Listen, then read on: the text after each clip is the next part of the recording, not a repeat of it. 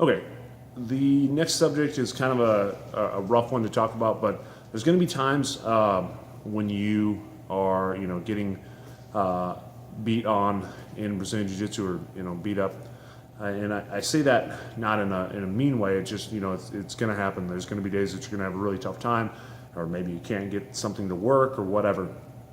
I really want you to stay out of the mindset of blaming others.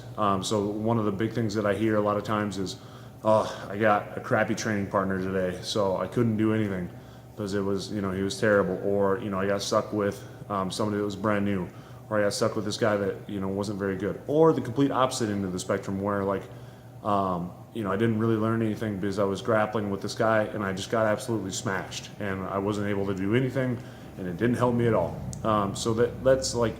That's you blaming others, for your situation. And maybe that's true, maybe it is.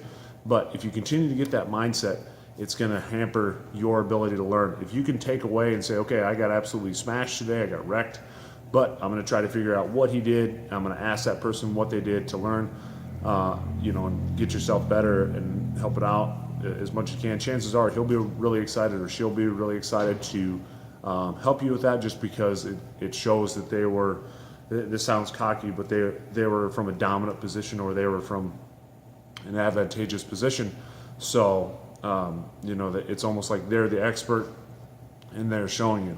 And so a lot of people will get a good feeling out of that just because they're essentially the expert in that situation.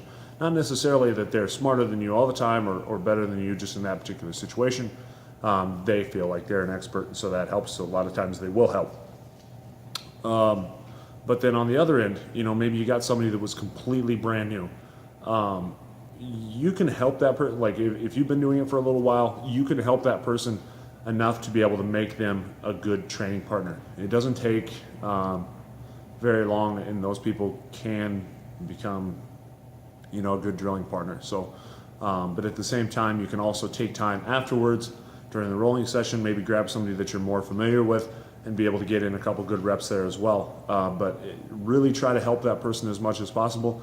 That way, I would say the biggest issue would be that person doesn't know how to fall correctly. Maybe you're doing a crazy technique and they're putting their hands in weird positions, or they're not falling correctly, or whatever.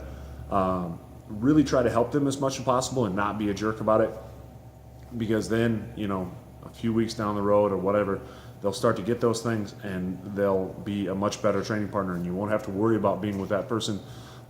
Because then they will become a good training partner for you, and chances are that's what they're looking for.